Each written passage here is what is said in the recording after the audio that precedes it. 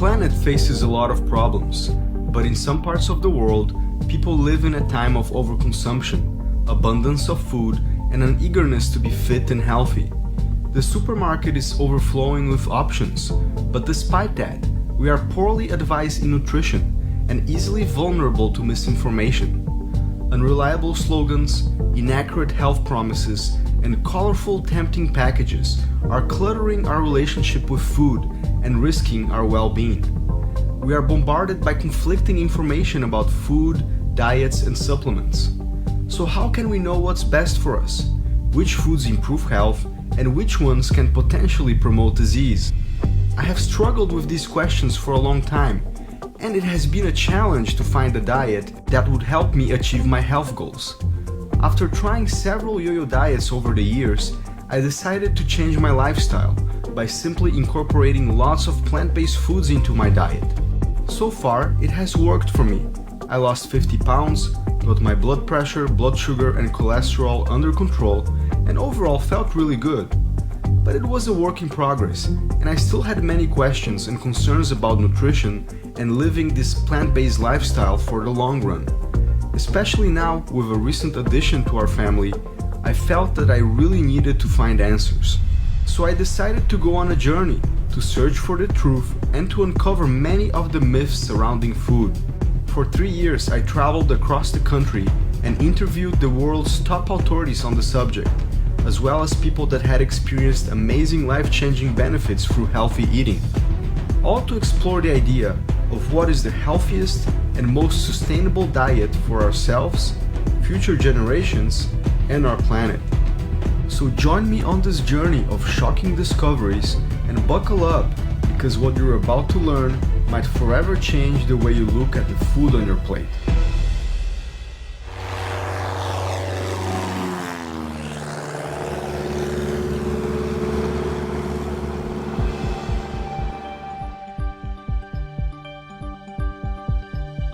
Well, there's a lot of difference of opinion about it, and there's a faction of people who insist that there are different diets for different people.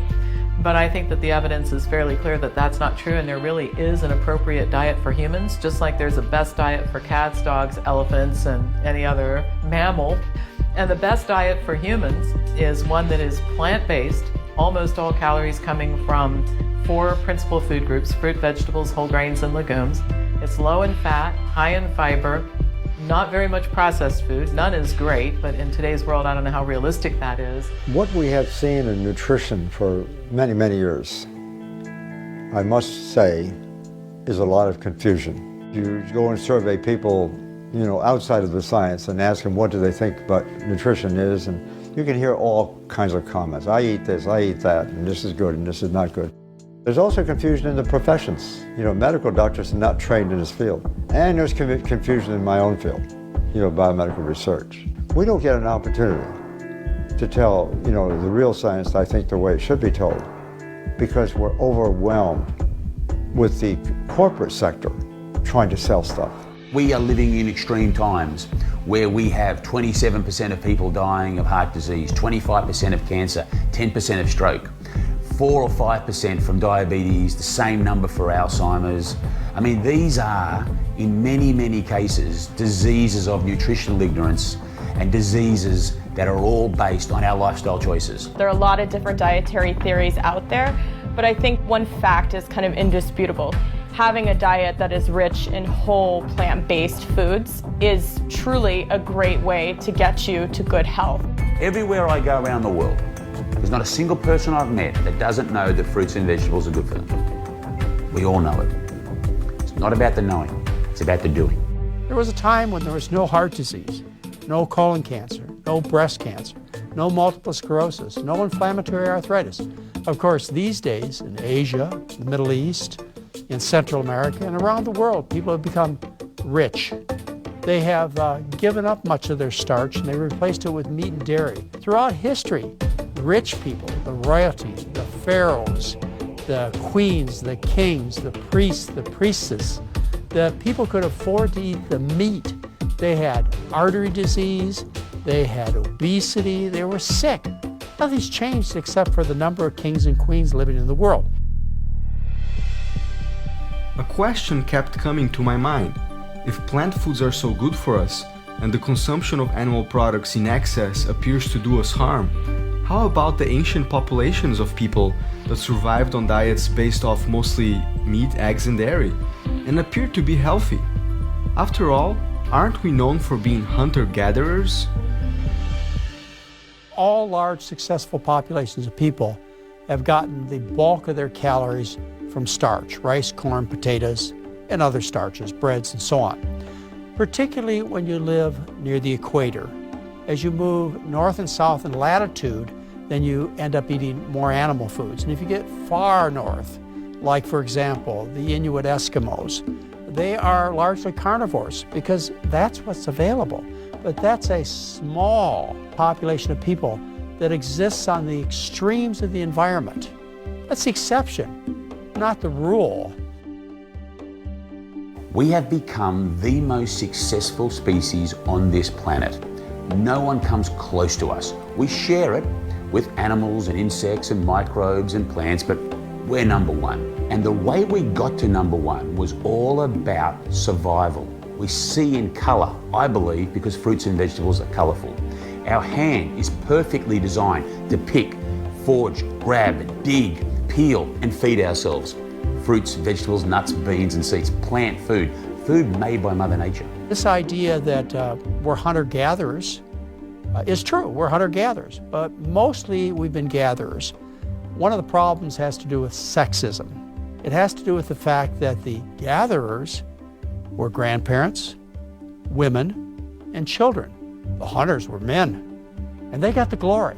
The people who really provided the bulk of the calories for most of the civilizations through all of verifiable human history have been the women, children, and grandparents. Even when I began considering the idea of eating mostly a plant-based diet, I was still haunted with many questions. How was I going to be able to live without animal foods? I didn't want to become nutrient deficient. And how about things like protein, calcium, and omega-3s? In my head, I always associated these nutrients with animal foods. I needed to find out if those were valid concerns or simply myths.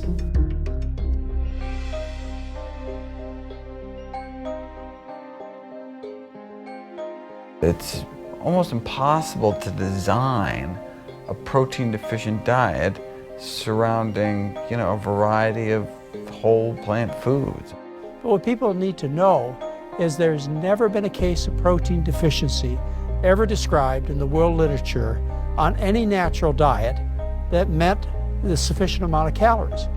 Back to 1839 when protein was discovered, it had this incredible reverence associated with it, and it just gained traction. But the evidence is very clear that humans do not need to eat a lot of protein, and when they do, they get a lot of health problems as a result. Human protein needs are just a tiny percentage of calories, maybe 2.5–3% of calories. And if you were to eat the lowest protein foods in the plant world, which would be foods like rice, you're at 8 or 9% protein. So you're not going to become protein deficient. But the promoters of the low-carb diets, the promoters of the sports drinks, the food bars, and all these kinds of things insist and market to the public that they absolutely must have more protein. It's just not true. In practical sense, in reality, the way we humans operate, we can get ideal levels of protein if we just get it from plants. When we consume animal foods to get that protein, if you will, what we're actually doing, we're displacing the consumption of those foods that matter. And the foods that matter are plants. The amount of animal protein we eat is the problem. In rural China, in Japanese populations, healthier places in the world, people eat a little bit of animal protein, but for economic reasons, it's very, very, very tiny. They use one little piece of meat, they slice it up, and it seasons a dish for 8 people.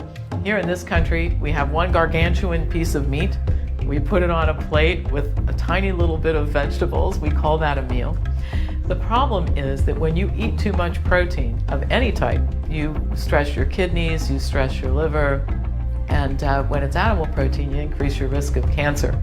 And we see cancer is geographically distributed. The more animal food consumed in a society, the more cancer, more heart disease you get. And it's amazing, all the animals that we choose in this country to eat for protein and calcium are vegetarian animals. Where's the logic in that? And I always like to remind you also, when you're eating your garbage, you never ask where am I getting my protein and my calcium. It's only when you come into the healthy world that all of a sudden you're concerned with where it's coming from. We're in the midst of this amazing protein push. Everywhere you look, the message is clear: protein, protein, protein. This idea that you need massive amounts of protein to simply breathe air in and out of your lungs, and to be healthy or to perform as an athlete. Prior to making this dietary change, like my main nutritional strategy in a day was to see how many grams of protein I could get in. Like that was the only calculations I ever really did. I didn't count calories, I didn't count anything, was just like trying to get in exorbitant amounts of grams of protein in my day. Just because there are grams of protein on the nutritional content of something doesn't mean that your body can actually process all of those grams. Protein does some other things. It elevates blood cholesterol levels, which most people have not heard of. But that's about 100 years old, that idea, and been repeated several times, but always ignored. Animal protein starts heart disease. It increases things like the production of so-called free radicals, which are those highly reactive molecules that actually stimulate aging and encourages cancer formation. It also stimulates the production of the wrong kind of hormones. It tends to increase the level of estrogens, for example, in women, which in turn is associated with breast cancer. It changes the microflora in our intestine when we're consuming too much protein. I mean, it does all these things. There's lots of things we have to worry about in the American diet. Fiber, 97% of Americans don't reach the daily minimum intake of fiber. 98% of Americans don't reach the daily minimum intake of potassium, for example. The nutrients of concern for most Americans are the ones that are found in plant foods, mostly fruits and vegetables, and the ones that we're getting too much of in excess, whether it's calories, sodium, cholesterol, saturated fat, are found in processed foods and animal foods in general. Many people decide they want to improve their health by staying away from red meat, and instead they begin consuming more white meats like chicken, turkey, and fish. I always wondered if certain types of meats were really better than others. People think that they're going to be healthy by giving up red meat and instead eating poultry and fish. Stop and think about this for a minute. What are meat, poultry, and fish? They're muscles of animals. In one case, they have to move a limb. In another case, they flap a wing. In another case, they wiggle a tail. They're the same. High fat, high protein, high cholesterol, no dietary fiber, high in the food chain, so heavily polluted. From the standpoint of the effect of the protein and fat and those foods and their effect on health, it really doesn't matter. It's dose dependent, not type dependent. So fish is not healthier. In many cases, it has more fat than chicken and pork. But you have other issues with fish too. In the ocean, you have this whole hierarchy of things eating things that eat things that eat things. And so you concentrate all the pollutants in the ocean, including mercury, in fish like tuna that are some of the favorite that we like to eat. So fish is really not healthier. Don't kid yourself in thinking that if you're eating fish and chicken, you can eat more of it. Because one thing in common with these healthy populations around the world that do eat a little bit of animal food, whatever type they're choosing, it's really a tiny, tiny percentage of what they're eating in the diet. So fish doesn't get a free pass. A lot of people are being told to eat fish by cardiologists or to take fish oil. That's the other thing. By cardiologists who say that if you do that, you'll increase your HDL cholesterol. And here's the problem with that. It's true, by the way. It just doesn't make any difference. Studies are pretty clear that in populations with very low incidence of heart disease, total cholesterol, LDL cholesterol, and HDL cholesterol are very, very low. So that's the wrong reason to eat fish or to take fish oil capsules, is to increase your HDL cholesterol. Work on getting all of your cholesterol low. Since I was a kid, I always heard that milk was a very important food, and I consumed a lot of it. I also loved all kinds of dairy products, cheeses, butters, ice creams, yogurts, you name it, I had it all. It took me many years to begin realizing that perhaps that was not such a great idea. But I still wondered, how about calcium? Would I be able to get enough of it from plants? Well, we have a lot of calcium in dairy, but it's never been a problem to have too low a calcium in a diet. An orange has 110 milligrams of calcium. All right, so if you're trying to take in 1,500 milligrams a day, that doesn't sound like so much, but when you're only trying to get 500, it sounds pretty good as a percentage of your daily intake. Milk is a healthy food for calves, for baby cows. I mean, milk is for babies, literally. I mean, we're the only species that drinks milk of another species, and then the only species that drinks milk after weaning into adulthood. Why is milk associated with increased prostate cancer risk, for example? Well, what is milk? Milk is a cocktail of growth hormones to get a little bovine animal who's susceptible to predation out on the African savanna to, put on a few hundred pounds in a few months, right? Because they don't want to get eaten by a lion. And so it's engineered as this growth fluid for rapid growth, which is great if you're a little baby cow, but if you're an adult person, that extra growth hormones is not a good thing. One of the hardest things for people to give up is dairy, and they're sometimes really resistant to it. So one of the things I tell people is, well, why don't you look at the evidence and then decide? Because I've always said taking control of your health is not doing what I say instead of what other people say. Taking control of your health is looking at the information and making a conscious choice about what you want to do. Dairy products I describe as liquid meat. They're basically just like red meat, high fat, high cholesterol, no fiber. In fact, they may be worse than meat. The casein that they use to bind the cheese is so full of chemicals. The chemicals are as addictive as heroin. We don't have four stomachs like a baby calf, and unfortunately it is in everything. They put cow secretions, I know you have other names for it, dairy, butter, ice cream, cheese, but it's really breast milk from a cow. The only reason people think we need extra calcium is because a few decades ago, scientists, they raised the bar on how much calcium we needed. That in turn was influenced by the dairy industry. What they're really saying is we're not drinking enough milk, because that's what the dairy industry wants us to say. When in reality, if you look at the relationship between how much calcium that people consume in different societies as it relates to, let's say, osteoporosis, the bone disease, the higher the calcium intake, the higher the risk of osteoporosis. No one wants to hear that, but that's what the data show.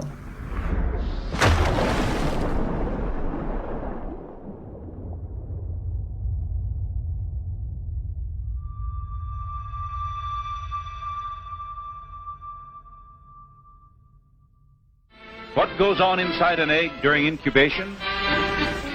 Well, after a week, the eye shows up clearly in the embryo as the first external organ to develop.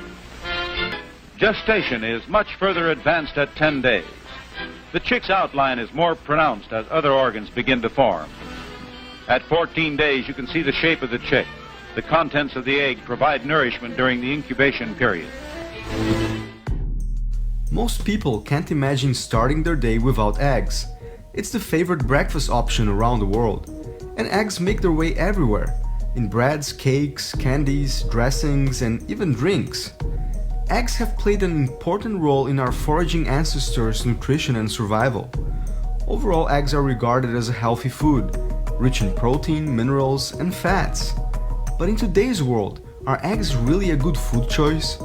I was shocked to discover the mounting amount of scientific evidence showing that eggs, and especially commercial eggs, might not be the healthy food that we all once thought it to be.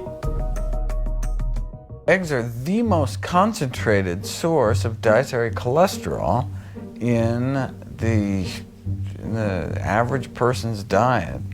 And dietary cholesterol can lead to an increase in blood cholesterol levels, which is a leading risk factor for our #1 killer of men and women, heart disease. Eggs have kind of the same issue as dairy in some ways, because commercial eggs are from chickens that are commercially raised. So if you ever knew how they were raised, it's horrible. You would never go near it, one. So it's disgusting. But aside from the disgustingness of it, commercial chickens are fed antibiotics to keep them bigger, it makes them bigger, cephalosporin to be specific. They are fed feed that's usually corn and soy, genetically modified. So Bt toxin, corn, Roundup Ready corn, Roundup Ready soy. So those are affecting, again, the bacteria and the microbiome of the chicken and then of you, because you're ingesting it, it's bioaccumulative. A commercial chicken egg is mostly omega-6, it's not omega-3, so it's a horrible polyunsaturated profile. And that's, the least of the problems, because like I said, you've got the residue from glyphosate and Bt toxin and pesticides. The next nutrients on my list were omega-3 fatty acids. Who hasn't heard about fish oil capsules and their supposedly great health benefits? There seems to be a lot of controversy on this topic. I was curious to find out how much of these fats we needed to stay healthy, and how would someone get them if they didn't eat fish?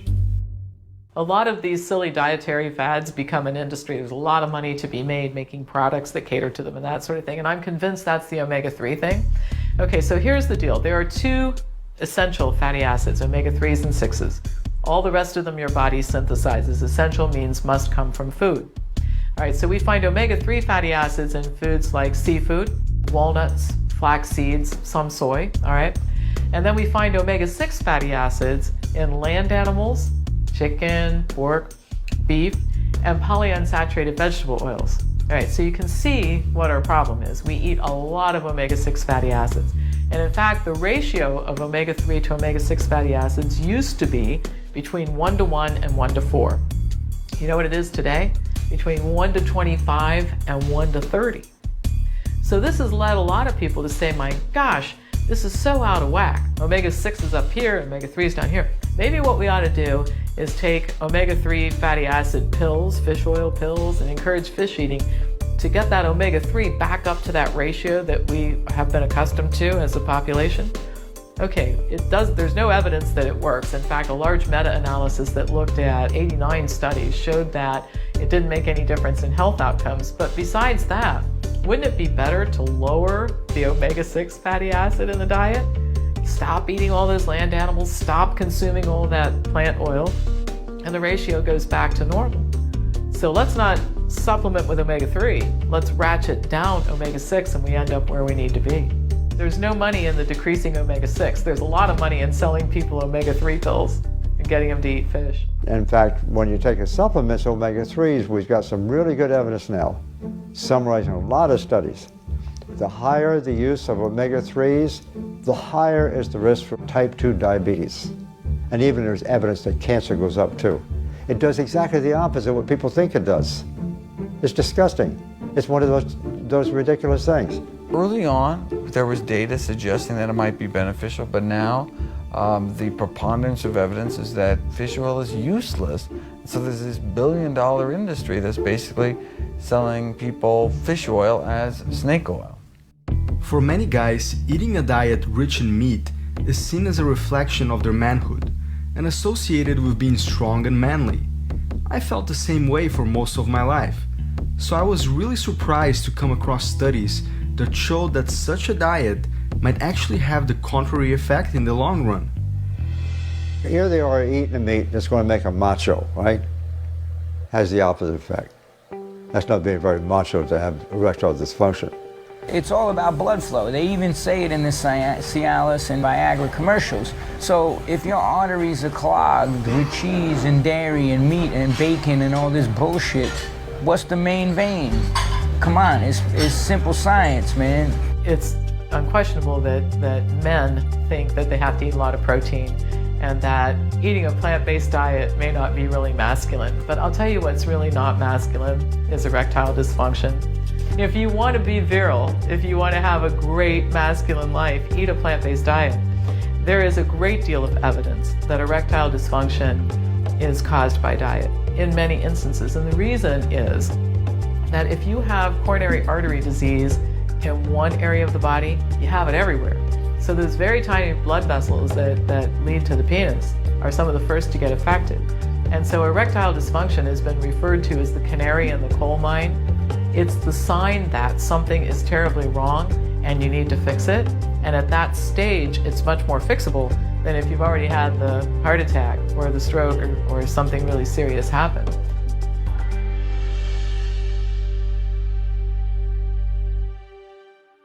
Obesity is linked to more than 60 chronic diseases, and it is common knowledge that there is an epidemic of obesity around the world.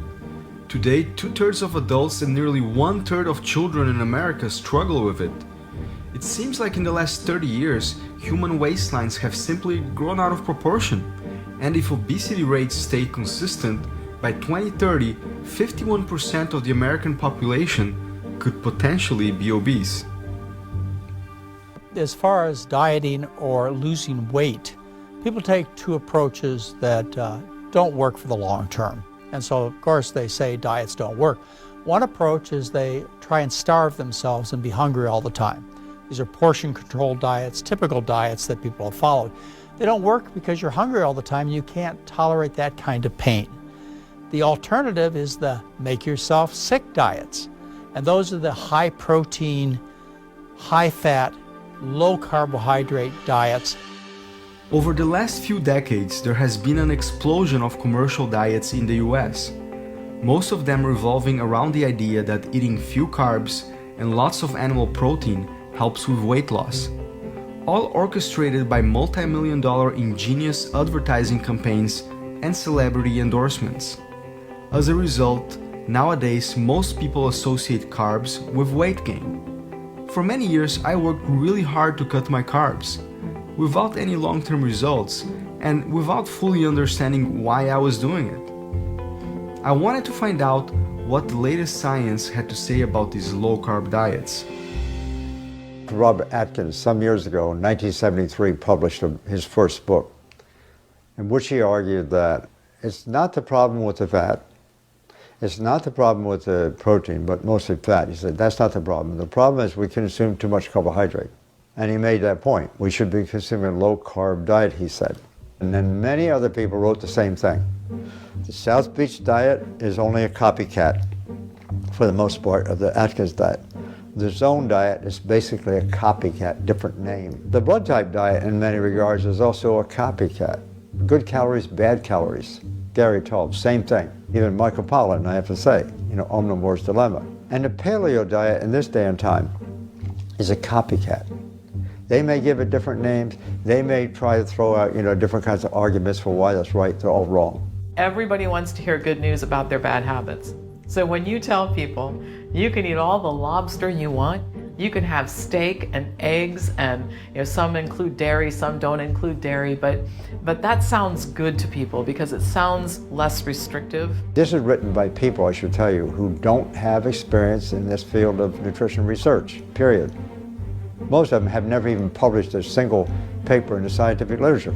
Some of the people who are talking about low-carb diets are a little better than news reporters, and that's not to take anything away from their skill at investigating things, but they don't have the skills to evaluate scientific information.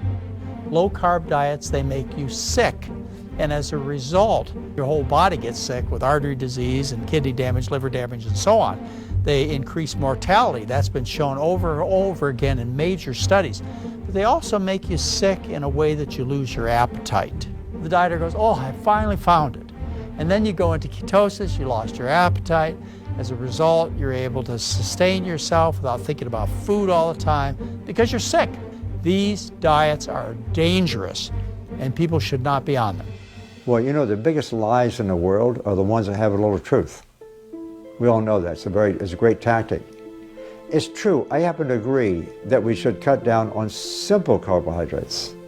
You see, that's out of context of the whole. Sugar, white flour. That makes sense. So in that sense, there's a little truth. But they don't always point that out. They just say low carb, low carb, low carb. Listen, forget about what you like and dislike. Think about what your objective is. All right, let's just acknowledge we all like eating junk food. If you put chocolate in front of me today, I'll have some, right? But that doesn't lead to health. I personally knew several people who experienced amazing healing and health benefits after adopting some kind of a plant-based diet, including myself.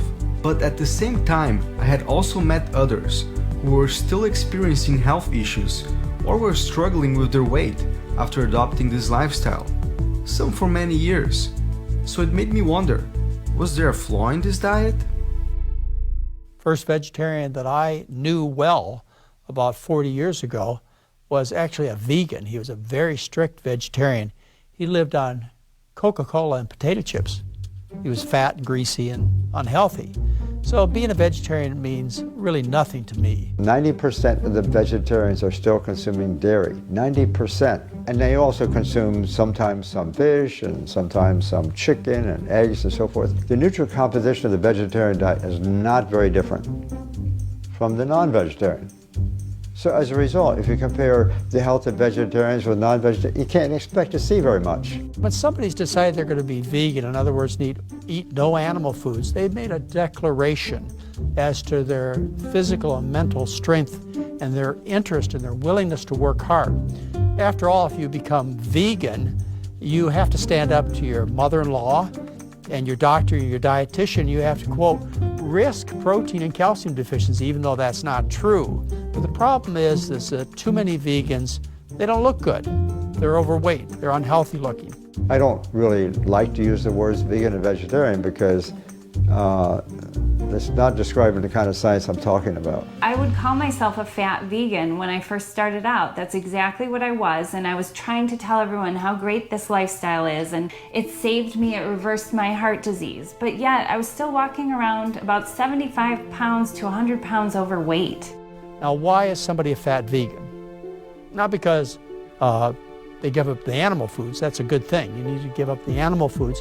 But what they haven't given up is the oil, the olive oil, the other vegetable oils. The fat you eat is the fat you wear, whether it comes from a plant or an animal. So I made the change. I removed the foods in my diet that were empty calories, the oils, the fats, the sugars, the processed foods, the food additives that kept me coming back for more. Those companies add those things purposely to get us to not eat just one potato chip. We need the whole bag. There's millions of overweight people in this country, and they're all struggling trying this diet or that diet, and they try this diet for a week or that diet for a week, and they're spending a lot of money on all these different diet programs and pills and supplements and adding things to their diet to lose weight or to get healthy.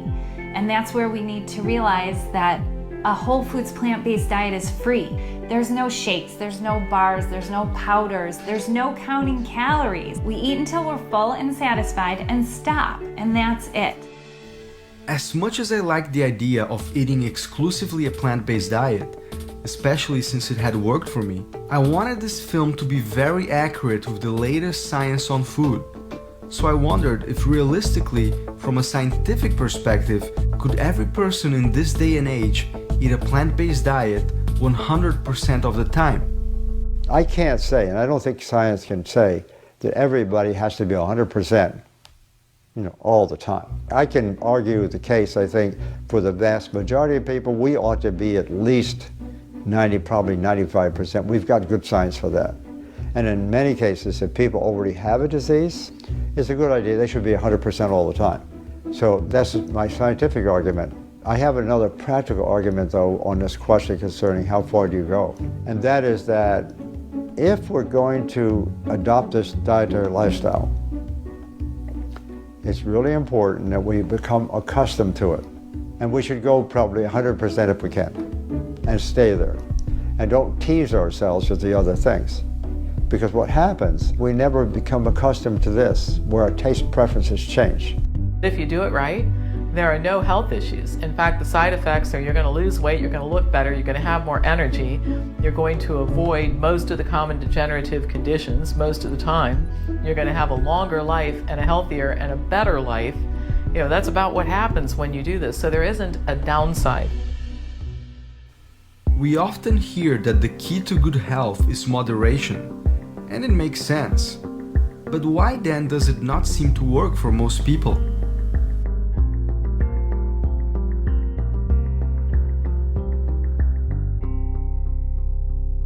For some people that's a really easy thing to do, but unfortunately for most, finding moderation is like finding a needle in a haystack.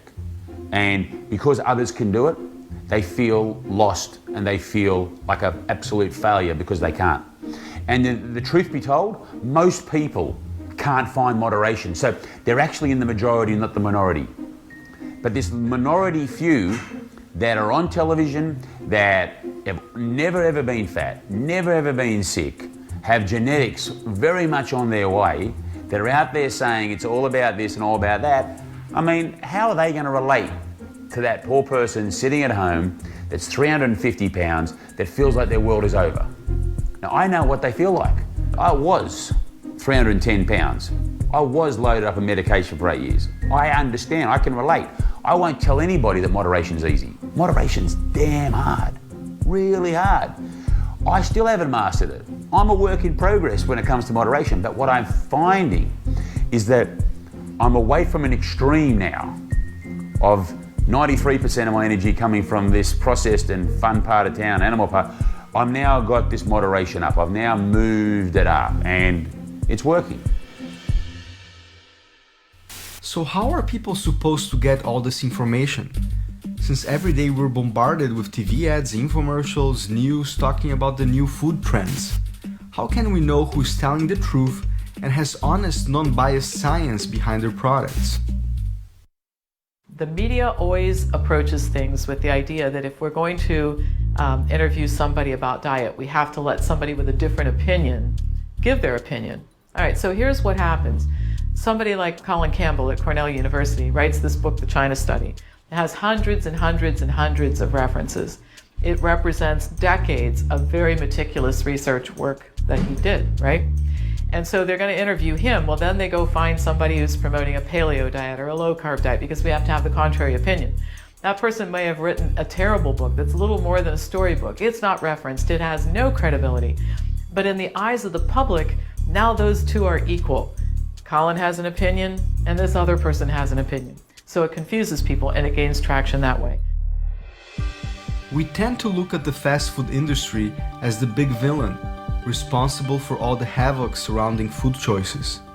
But these same companies that are contributing to the problem may also hold the key to the solution. It is a supply and demand issue. So if enough people begin demanding healthy plant-based options, perhaps that could be a good approach. After all, it is us, the consumers, who should dictate what the market has to offer, and not the other way around. You can make better, cleaner, healthier products by incorporating more plant-based foods into your products, and not to shy away from that. So I don't take a negative approach like down with these fast foods. We need to make them understand that they can still make money and they can still have a sustainable business. Because there are people out there that want this food. We just have to make it available to them.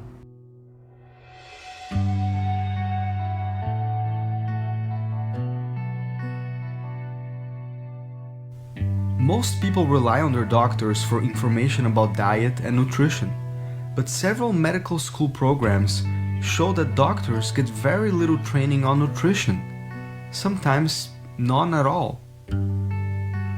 As I went through medical school and then I went through residency and I started after that working on my own as a physician, after a while I became kind of a little bit frustrated with my inability to really help people. Because what I felt was happening was that I was just basically seeing patients, asked to see them very quickly, and was really left with limited options as far as what I could do.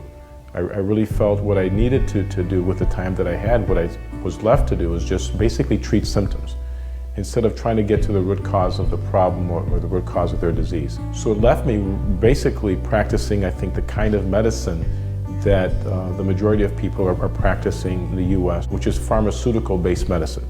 And I don't have a problem with medication. I think medications are wonderful, medications are great, they're necessary.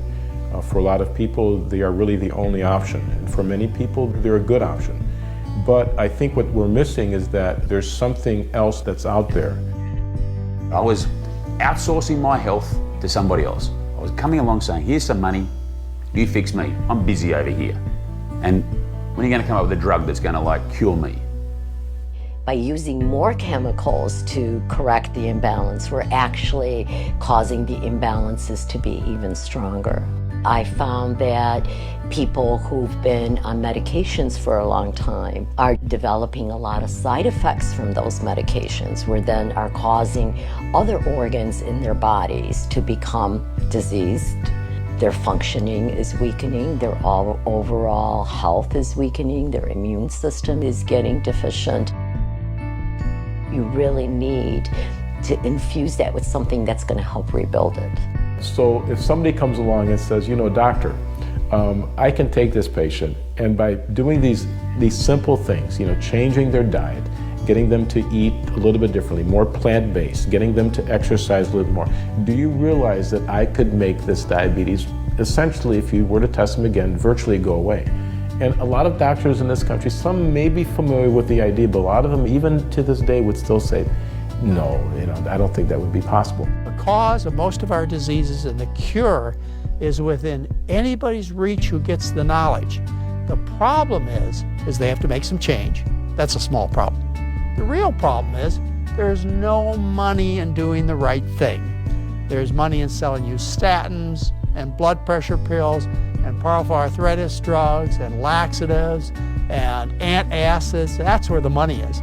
So that's where the education goes. We have to shift the dollars from expensive procedures and shift it more towards education, teaching people, showing them about their disease and why it's there, and teaching them the things that they can do day in and day out that would positively impact that disease and possibly even get it certainly improved and maybe even reversed in some cases. You can expect artery disease to stabilize and reverse and the symptoms to go away.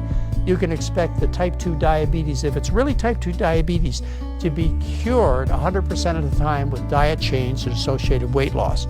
You can expect the arthritises to improve and go away and be cured many times if they're inflammatory arthritises. The bowel problems, all the way from indigestion to constipation to colitis, you can expect a cure when you direct your attention to the cause of the problem and you fix it.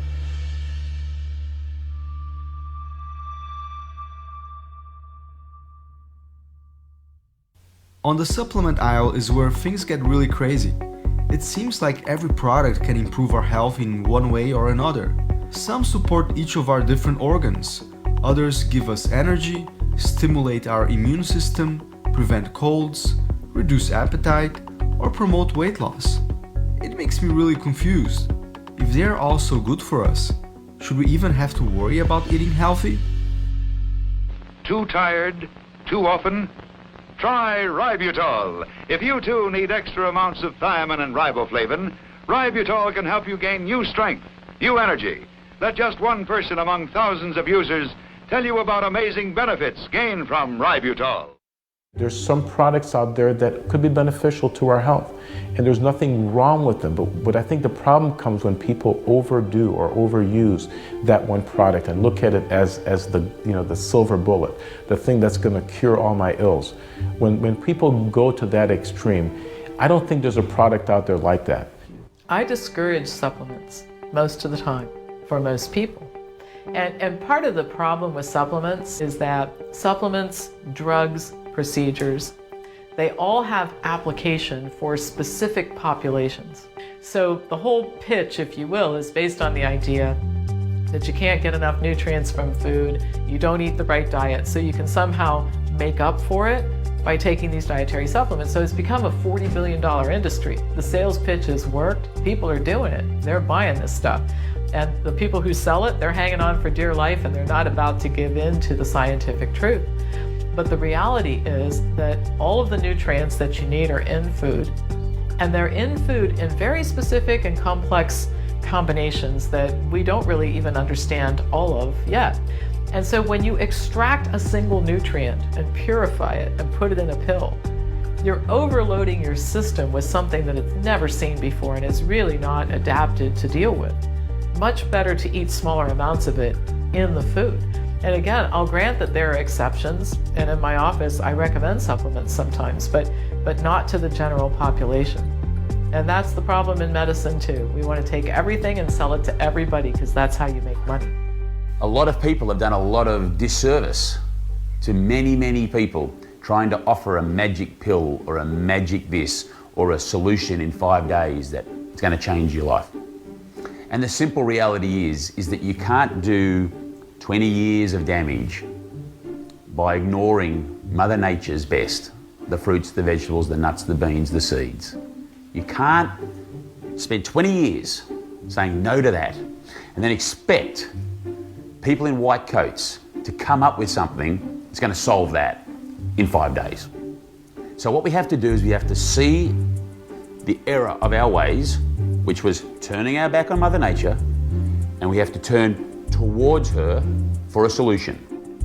Vitamin supplements, for example.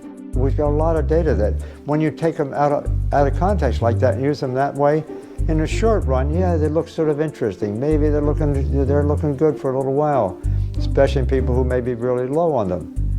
But in the long run, no. You know, they don't work. And yet we're spending $32 billion a year on nutrient supplements. The most important supplement for those eating plant-based diets is a vitamin B12, a regular reliable source of vitamin B12. It doesn't have to be supplements, but there's B12 fortified foods. But it's very important, it's critical for everyone eating a plant-based diet to get a regular reliable source of vitamin B12. There's only 2 vitamins not created by plants. One is vitamin D, created by animals, such as yourself when you walk out into the sun. And the other is vitamin B12, not made by plants, not made by animals either. It's made by little microbes that blanket the earth, so might have gotten enough from drinking out of a mountain stream or well water. But now we chlorinate the water supply to kill off any bacteria, so we don't get a lot of B12 in our water anymore. Don't get a lot of cholera either. That's a good thing. But because of the way we live in our, sanitized modern world, got to get B12 from somewhere. Our fellow great apes get it from, bugs, dirt, and feces, but I prefer a more sanitary route, which is a 2,500 microgram supplement once a week, costs less than $5 a year, or vitamin B12 fortified foods every day. We spend more money on healthcare than any other country in the world. Yet we have some of the highest rates of chronic disease on the planet. Fortunately, it seems that some health insurance providers, including Medicare, are beginning to embrace the concept of disease prevention through diet, instead of spending millions of dollars trying to simply manage the problem when it might already be too late. So Medicare now accepts for reimbursement both the DNORNISH program for reversing heart disease as well as the Pritikin program. And this is out of a recognition that it's not only safer, it's not only cheaper, but actually more effective than kind of the traditional approach, which is very costly surgery and a lifetime of drugs. And so, this is great from a whole, the most important thing is reducing suffering and saving lives. But from a kind of a fiscal responsibility, these are, it's so much cheaper, it's so much more cost effective. And who's fitting the bill? Well, if it's Medicare, it's taxpayers. So they're saving money by making people healthier. For most people, it is hard to imagine that anybody could perform well as an athlete without consuming any animal products, not to mention being a world-class athlete or even a world champion. I am a professional triathlete specializing in the Ironman distance. I'm also the Ultraman World Champion. I have been racing triathlon professionally for 10 years. I've finished 66 Ironman races, and I love to train and race all the time. I'm an ultra-endurance athlete. Most people have heard of an Ironman. If you haven't, an Ironman is a very long triathlon during which, over the course of a one-day period, you swim 2.4 miles, you ride your bike 112 miles, and then you run a marathon. Well, Ultraman is essentially double that distance. And in 2009, I was the fastest American and 6th place overall in this race. I do believe that last season on a plant-based diet was my strongest that I've ever been. I did a couple of Ironman races that were amongst the top 5 best performances in my career, and I was able to win the Ultraman World Championships. What you're also seeing are athletes like MMA fighters. They're realizing performance gains, they're recovering more quickly in between their workouts. You see NBA players, NFL players, NHL players, Olympic athletes, all kinds of athletes who are starting to experiment and explore this way of eating and getting good results.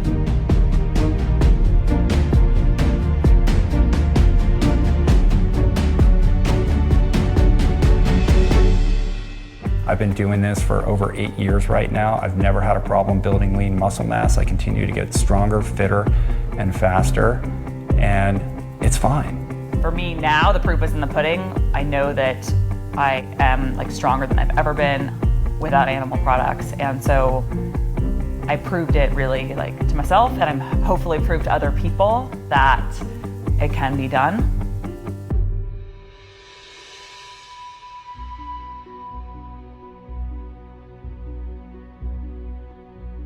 I'm a neurofibromatosis patient. I'm an ambassador for a couple organizations that do philanthropic work for sick children. I'm an MPNST cancer survivor. MPNST is a rare sarcoma. It's one of the most aggressive and fast infiltrating cancers that there is on the planet. I've had over 325 tumors removed from my body. I've lived a very, very rigorous and painful last 3.5 years battling for my life. And I had a decision to make. I'm either gonna let this take me or I'm gonna fight. Giving up wasn't an option. I don't know what's gonna happen, but I'm not gonna die sitting down or laying down. I'm gonna keep my hands up, my head tucked, and I'm not gonna stop swinging until it's over. And without a plant-based diet, I would not be here today. It kind of kept my cancer at bay, and it's allowing me to thrive in ways I didn't know was possible. The insane mindset that animal protein is the key to being very healthy, almost killed me. I'm not saying plant-based diets cure or they're the end-all be-all, but what I am saying is that if you're going through some type of health crisis, your odds are very, very much greater when you embrace a plant-based lifestyle.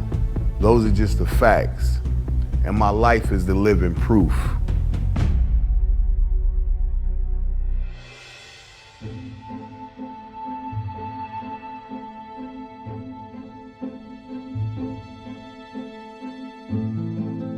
In 2006, I attempted suicide whilst I was on 250 milligrams of Zoloft for what the doctors diagnosed as major depressive disorder. And I was told that I'd be most likely on it for the rest of my life. A week after that, I went into a personal development course and changed my beliefs. From there, I started to look at what I was putting into my body, and I started to look at nutrition and nutritional healing and what I could do.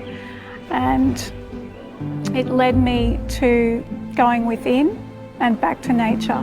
I stripped away all of the processed food. I went back to just eating raw fruits and vegetables and juicing and green smoothies. And I started to have a sense of a natural happy high started to come into my body, and I was feeling better than I'd felt in many years. The symptoms of depression started to drop away. The heavy, sluggish, tired feelings that I couldn't cope, the chronic fatigue, the aches, everything started to shift. And I started to feel my cells were transforming on some level. I'd made the decision that I didn't want to put ever again the fear, death and suffering of another life and eating animals into my body. And that translated to a shift for me. I cured my own depression, and I've never looked back. .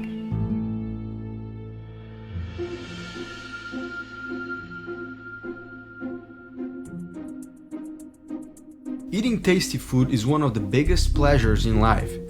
So many people might argue that even though eating an unhealthy diet is not good for them, they don't want to jeopardize the fun aspect of it, and therefore they continue eating unhealthy things. But one thing that I came to discover is that when you transition into a healthier eating lifestyle, you do not have to compromise on taste. Yes, you will go through a transition period, but once your taste buds and your body's chemistry begins to change, you will start to crave and really enjoy these foods. It is important to find food you like, and once you realize that almost every dish can be made plant-based, you will see that it's not that hard at all. There's such a stigma with the word vegan, I guess, that people just get automatically turned off and just assume that it's going to suck. But it's like, it doesn't. It's, if anything, to me, and like that's another big thing of why I do it, because it's better. To me, I think food just is way better this way. I would say just try it. You know, you'll surprise yourself. When you're becoming vegetarian and you're giving up the meat and the dairy and the eggs, the only thing you know for food, you think you're going to starve to death.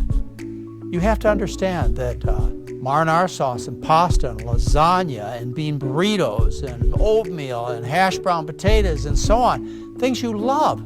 That's where you get your calories and your protein, your vitamins and your minerals. There are so many beautiful, wonderful, amazing, delicious plant-based foods out there.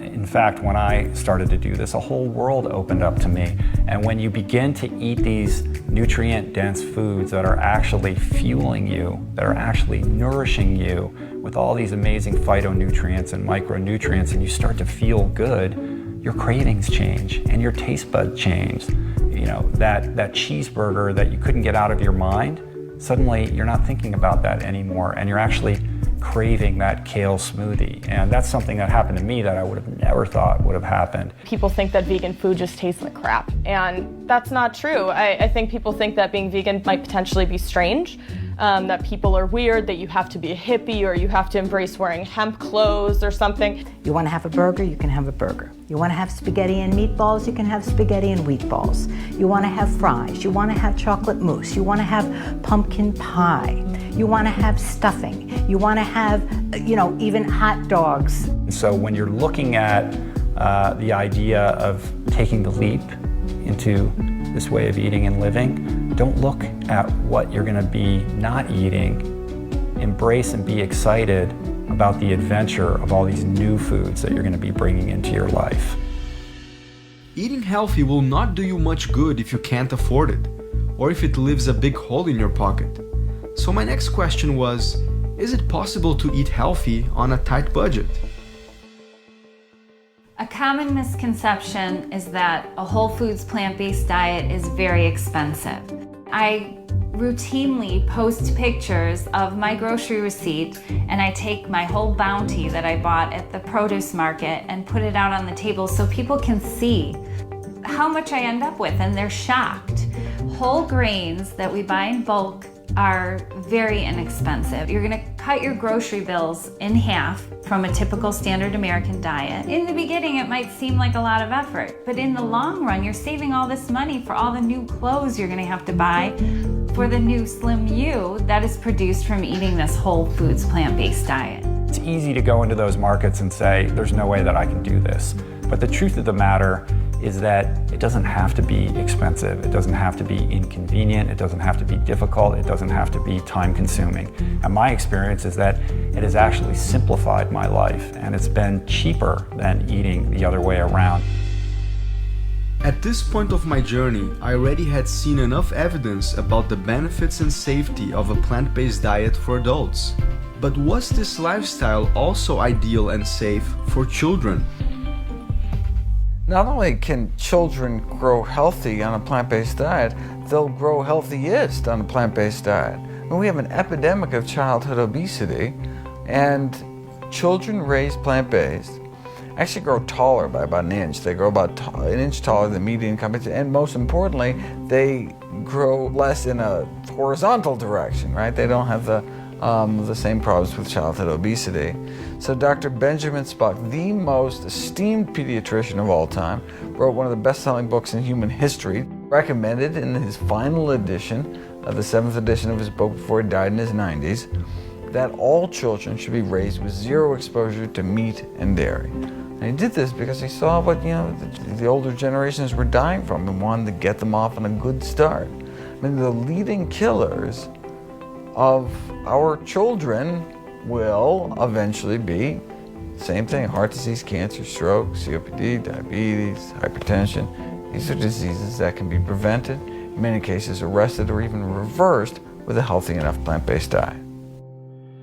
As a new father, I wondered, how could I get my daughter to eat healthy, since getting her to eat anything at all can sometimes be a problem. There's so much junk being marketed to kids out there, and it is often difficult for parents to transition their children to healthier food options. I would not be surprised at all that if in 15, 20, 25 years' time, people will look back at the last 10 to 20 years and they'll say, how did those people give that food to their children? The big question that we get all the time is, how can I get my kids to eat better? I think every parent wants their kids to eat healthy, and it's difficult, especially when everywhere you look there's a fast food restaurant or a processed food snack that is being marketed towards children. And the first thing that I always say is you have to lead by example. As a parent, you can't be eating lousy foods and expect your children to eat healthy because you tell them to. So you have to walk your walk. That's number one. The second thing is I encourage all parents to make the preparation of meals and the shopping of food inclusive with their children.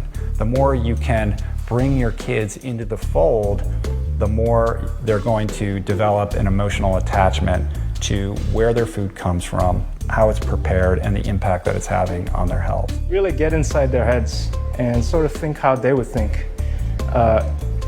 Telling them what is good, what is bad, won't probably work. You have to interact with them. You have to show them what's possible. Get your hands dirty. Get the kids to help you and let them own what they're doing. If you always put something in front of them in a silver platter and let them consume that information, it'll only work for so long. What you gotta do is you gotta get them involved, let them have the responsibility. The way I approach it is that I try to make it as fun as possible. Use colors, use flavors, teach a little thing that they never knew about, use gadgets that normal people won't see, but I want them to go away with the feeling of accomplishment and something that they're eager to share to their friends, hopefully their parents. I think that's the best part. It's like holding a bird. You don't want to hold it too tight. You're going to hurt the bird. You don't want to hold it too loosely. It's going to fly away. That's something that each individual parent has a specific knowledge of their kid. I get the questions all the time. What do I do? How do I start? How do I tell my kids? Oh, they're going to be so disappointed that they're not having meat on their plates, that they're not having dairy. Try a vegan burger. It's basically the same thing. You just leave the meat out. That's great for kids, because why? You're going to put that burger on that bun. You're going to put all the fixins on that, whatever your kids like, and make it exactly the same. That's a great way to get started. I mean, I think with the younger generation, what's so exciting is that they get to start young. I mean, I'm not gonna have any regrets, but it sort of bums me out a little bit that I'm just now discovering this in my 30s, because I wish I would have done this when I was younger, because just the thoughts of like the energy that I would have had in college. I think the other thing is to not have hard and fast rules with your children. You can't eat that, and you have to eat this, and instead respect them as independent, sentient beings who have the wherewithal to make conscious decisions for themselves. So at our home, we serve plant-based foods all the time. We don't have any animal products here, but when my 10-year-old daughter goes to a birthday party, she's surrounded by chicken McNuggets and birthday cake and all of that. And we don't say to her, you can't eat those foods. We say, have a great time at the birthday party and make the right choice for you. And that doesn't mean that she always makes the right choice. That way, you are empowering them. This is a lifetime we're talking about. This is a long road ahead. So it's about getting your children to think consciously about their own choices, so that when they reach the age of maturity, they are informed and educated and prepared to be responsible stewards of the planet and responsible stewards of their own bodies. I could not make a film about food choices and not explore the topic of organic versus non-organic. It seems that everybody is obsessed with those words and is becoming increasingly averse to foods that don't carry an organic label. Others fear that consuming more plant-based foods might be damaging to their health due to the increase of pesticides in those foods. But should this really be our biggest concern? Fear of pesticides should never keep anyone from maximizing their fruit and vegetable intake. There's been like kind of computer modeling studies that suggest that, so for example, if half of Americans ate a single more serving of fruits and vegetables a day, we'd prevent 20,000 cancer deaths every year. Just half of people, just one more serving, 20,000 people would not have died from cancer, who would normally have died if they hadn't done that. So that's how powerful fruits and vegetables are. But because these were conventional, pesticide-laden fruits and vegetables, they estimate that the extra pesticide burden from all those extra fruits and vegetables would cause 10 extra cancer deaths. So in all, it would only prevent 19,990 cancer deaths. I mean, that's what we're looking at. You get this tremendous benefit. And then a tiny bump in risk. So, okay, great, choose organic whenever you can. Why accept any risk? Why not get all benefit? Sure, but we should never let concern about pesticides in any way dissuade us from stuffing our face with as many healthy fruits and vegetables as possible. If you're eating meat, you're eating commercial meat, and you're worried about switching to plant-based diet and worried about the pesticides on the produce, you're being ridiculous because you're getting a fraction of the pesticides by eating the vegetable that you can mostly wash it off. Remember, you can soak your vegetables and use a wash to get pesticide residue off. You cannot wash the pesticide off of the hamburger meat you're about to prepare. I encourage people just to go ahead and buy whatever produce they can afford, whatever produce looks the freshest that week in the grocery store, and whatever's on sale. So that's where they're gonna save money, is not worrying about, I have to buy organic bell peppers and they cost me $4 each. That's not a sustainable lifestyle.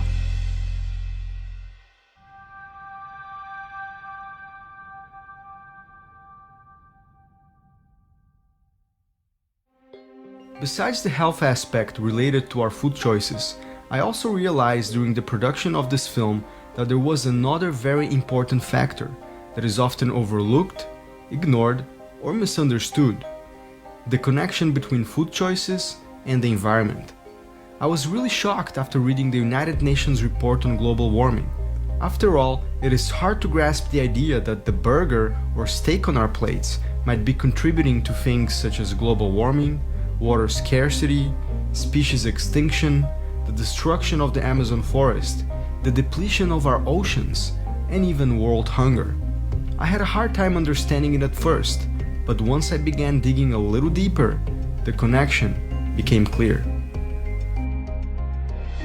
Now at 7 billion people, what we eat determines how the whole planet is used. And what's happening now is that as we run out of land to grow these animals and the food for the animals, we burn down rainforests to acquire more land. And the number one cause of all of that is our food choices.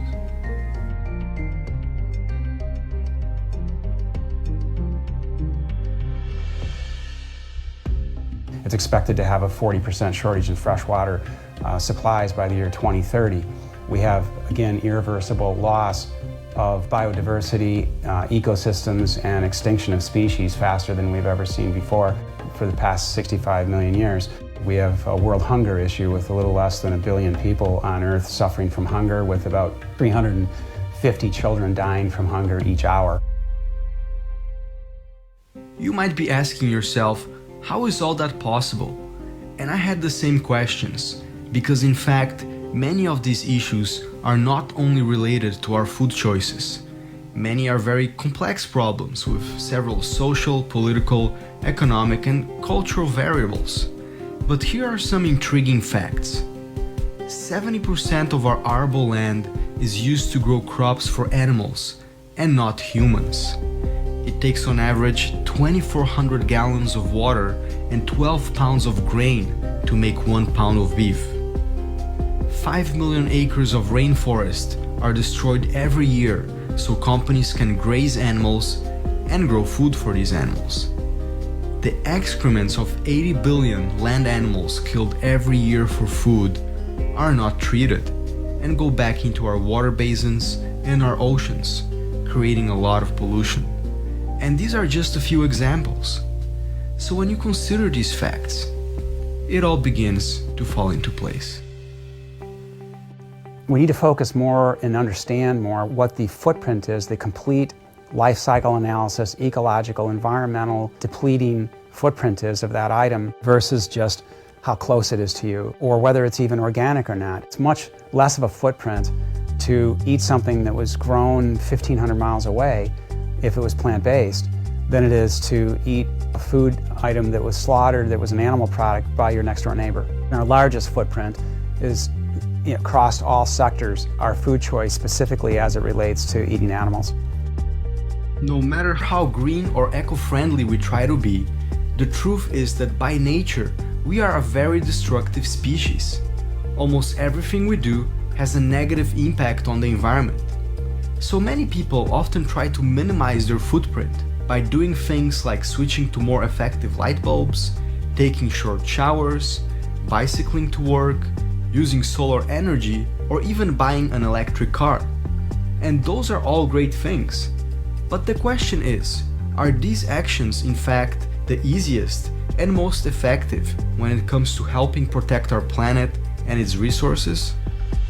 If you look at the four major problems, we've got overpopulation, and we're adding about 1 million people every 4 days, net. Then you get to the way we live and the way we consume stuff. All that stuff is coming from finite resources which we are steadily depleting. So those first two factors, the overpopulation and the way we live, are driving the third one, which is our dependence on fossil fuels. Look at the numbers. Since 1950, the line for consumption of fossil fuels have gone steadily up every year, and there's no end in sight. The fourth big driver of all of these environmental issues, particularly global warming, is the way we eat, is our consumption of the meat, dairy, eggs, and fish, and that keeps going up. It requires per calorie over 10 times as much land, 10 times as much water, and 10 times as much energy. And it ranges, but the average is well over 10 times, and that's a big number. Now the good news is we can change what we eat, any individual, overnight. People say, wow, what would happen if everybody changed at once?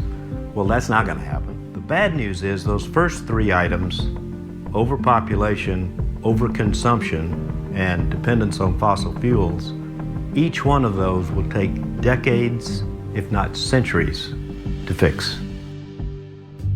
With more and more people embracing the idea of reducing their intake of animal products or adopting some kind of a plant-based diet, it seems that things are moving in the right direction.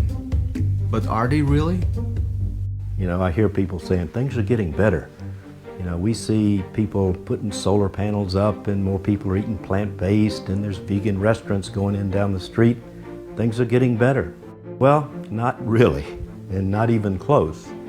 For every individual that's moving in the direction of a plant-based diet, there's 100 people moving in the other direction. We've got to double our food production in the next 40 years to feed the 9 billion that we'll have by 2050. When it comes to global warming, the production of animals for food currently contributes to about 14.5% of the total global warming effect, a contribution larger than the entire global transportation sector combined. Livestock amounts to 53% of nitrous oxide emissions, 44% of methane gas, and 5% of the total carbon dioxide released in our atmosphere.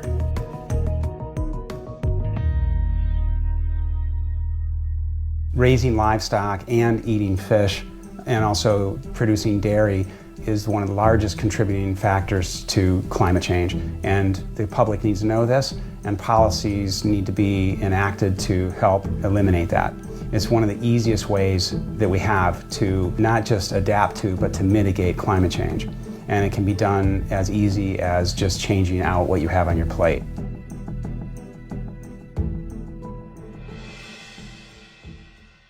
Organic grass-fed beef seems to be the new trend, and the idea sounds really appealing. Cows that live off grass, don't take any antibiotics, and therefore supposedly provide a healthier food source for us when compared to factory-farmed animals. But is there a catch? It's a very large movement today, and I think that what's happening is that there's been a shift because of more and more people being concerned about the humane raising of animals and moving away from factory farms. They're moving toward grass-fed operations or pasture-fed operations. It's a complete fabrication by the meat and dairy industries to continue perpetuating the slaughtering of animals, because even though some animal might be humane raised, they're still not humane killed. And all of the animals that are still placed on your plate have to be slaughtered in some manner. And so there's still a humane issue there. But from an environmental standpoint, in many aspects, raising grass-fed beef is less sustainable than factory-fed animals. And the reason is because it's so land intensive. It may require 8 pounds of feed to produce 1 pound of an animal product if it were beef, but in a grass-fed situation, sometimes it's 10 times that much. It may be 70, 80 times from a grass-fed to a grain-fed beef. Additionally, from a climate change standpoint, grass-fed cattle produce 40 to 60% more greenhouse gas emissions, meaning methane, carbon dioxide, land use changes, than a grain-fed cow would. Another thing often taken for granted is the depletion of our oceans. We often think of fish as a never-ending, self-replenishing food source, but the truth seems to be quite different. Over 90% of all the big fish in the oceans are already gone. 80% of commercial fisheries are overexploited or depleted. The fishing fleets are chasing the last of the fish and have to travel further and further away from the land and deeper into the ocean to catch them. I've seen illegal fishing in Antarctica, and that's as far away from land as you can get. When someone sits down at a table to eat fish or seafood on their plate, what they're really doing is they're eating a target fish that's becoming depleted and to the point of near extinction. But they're also eating baggage comes with it, and typically it requires about 5 to 20 times more other seafood as bykill.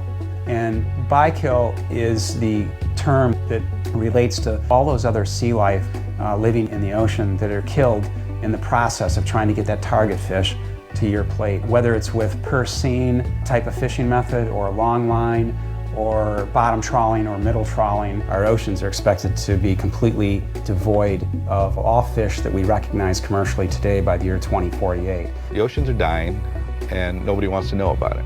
And if the oceans die, we die. It's as simple as that. And if you start destroying them, you're basically killing off the crew, and the life support system's going to collapse, and there won't be any air to breathe, and there won't be any food to eat, and the climate will be out of control, and not a good thing. So we have to humble ourselves and recognize that we need this diversity. We need these creatures. We need this interdependence. And if we don't see that, then our chances of survival are quite slim. My big concern is not that we're going to wipe ourselves out of sheer ecological stupidity, but that we're going to take so much with us.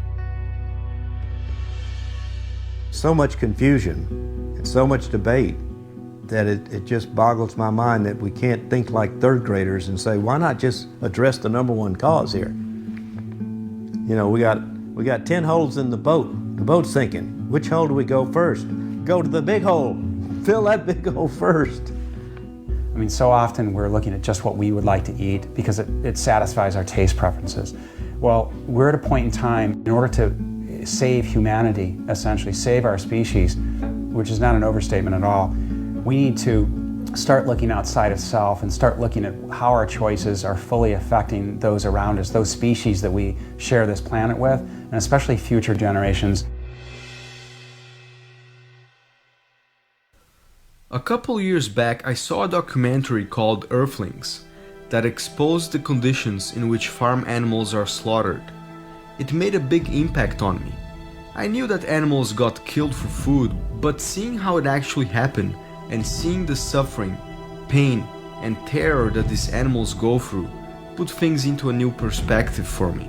I was already eating mostly plant-based foods at a time, but after seeing those images, I decided I could not contribute to the killing of innocent animals any longer. So I became a 100% plant eater. I was not in a position to judge anybody. After all, I ate animals for over 30 years of my life.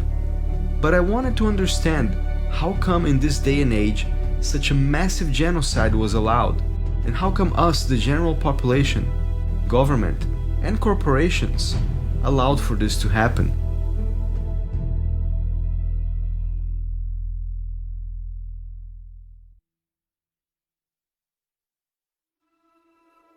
We love some animals and eat others because we have been born into an invisible belief system that conditions us to compartmentalize when it comes to animals. It conditions us to think of certain animals as edible and other animals as inedible.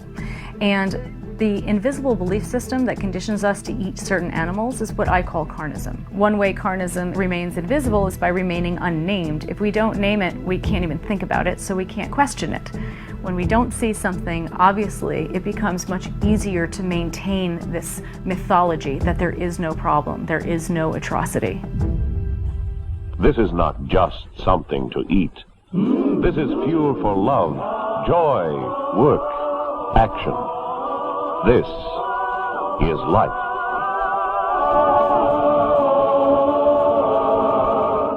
You think they're just animals, they have intelligence, they have language, signal, they have love.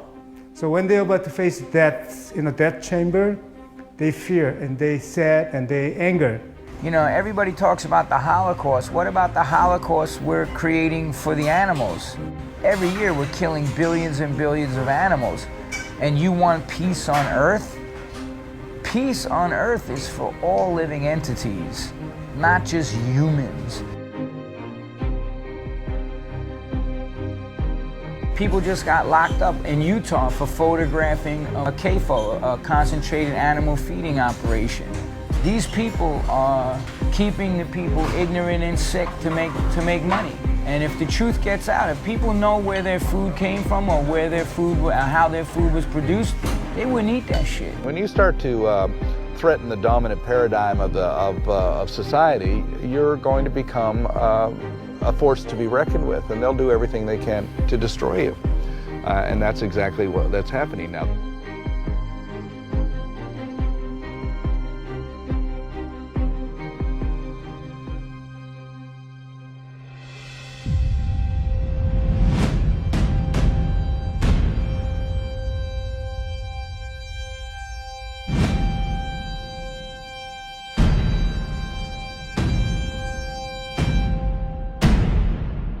There are still people who will see that and they'll be resistant. I mean, I was one of those people. You know, I grew up in Texas eating beef all the time, and I loved animals. I always loved the companion animals I grew up with, and you know, I never really thought much. I thought I was eating healthy. So I think a lot of the resistance that people feel is because we're so conditioned to eat these things all the time. We've been conditioned from a very young age. And even if we make the intellectual connection, even if we say, yes, I'm eating a cow, we still don't make the emotional connection, because if we did, we would feel the empathy that would cause us to feel disgusted rather than appetized. I couldn't pretend anymore that was eating that chunk of chicken breast was the same as the broccoli next to it. It just didn't, I couldn't fake it to myself anymore. And there's a reason why, you know, slaughterhouses and feedlots are not located in densely populated areas. It's not for lack of space, it's because people don't want us to see it. And then those animals go on a long journey to the slaughterhouse at night usually. So we don't see a lot of that, and that's by design. Who's to say which animals are to be tortured and killed? We've decided in America, in our part of the world, cows and pigs and lambs are to be eaten, but in some parts of the world they eat dogs and cats. In some parts of the world they eat snakes and monkeys. Yes, it's true that people have eaten animals for thousands of years. But today, for many people in the world, there is absolutely no need to eat animals. You know, we are causing, as human beings, massive suffering to other sentient beings, suffering that is completely unnecessary. When eating animals is no longer a necessity for survival, then it becomes a choice, and choices always stem from beliefs. There is a popular myth that perpetuates the idea that fish don't feel any pain. That makes it easier for people to consume it, since it seems to be more humane. But is it really true? Fish have proprioception, they have feelings, and so there are a number of researchers that would tell you very clearly that it's a very uncompassionate way to eat. You're slaughtering between 1 and 3 trillion fish per year, and all of those fish have sensory reception, they all have feelings. The industries depend on keeping these facts out of our consciousness. So for example, we learn to resist taking in information from those who may help us begin to question carnism. If you shoot the messenger, you don't have to take seriously the implications of their message. So we need to educate our children the true meaning of what these animals really are by showing and by awareness about life of the pig or chicken is very much same as life of cat and dog.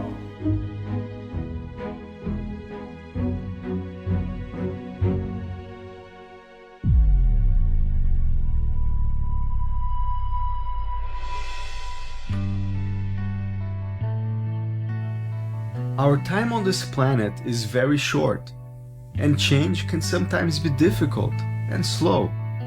But by taking the right steps, we can point ourselves into a better direction. As for myself, this was the most exciting journey I ever took, and I look forward to continue living a healthy plant-based lifestyle with my family, and to keep empowering others with this information. It's so important for us to take care of ourselves for our own human health standpoint, but it really won't matter how healthy we are if our planet isn't healthy. Do you know what's unique about us? We are the only species out of the millions that does not live in harmony with nature. At least it's good to educate yourself and be aware, and then you can make the decision from there, because ultimately it's your choice to make. You know, it's not like, hey, if you're the worst person if you don't do this. No, it's not like that. But at least educate yourself, find out, so at least you just know, and then you can make the choices on your own. I don't believe there's an evil cabal of doctors and government people. I believe there's a system in place, and the world is so asleep, and they've forgotten intuitively that people just follow the system without thinking, without questioning, and it's because they're asleep. It's not because they're stupid. It's not because they're not motivated. I mean, it's really insanity when you think about it, that we are sitting here in the modern day and we've got to talk about eating fruits and vegetables. You go back in any time in history past, say, the last 100, 200 years, and it was just like everyone was doing it. If you want to be a responsible steward of our precious planet and its dwindling resources, eating a plant-based diet really is the only solution. And by voting with your dollar and eating a plant-based diet, you are saying no to animal agriculture and all the devastation, all the havoc that it's wreaking on our planet. I think that every human being wants to do good. I think that every human being in their core wants to do what's right. And I think that if we look at it and we say, you know what is it that I can do today to make the environment better, to make my health better, and to have compassion for animals, for our fellow creatures? What is it that I can do today? I can start on the path to a plant-based diet.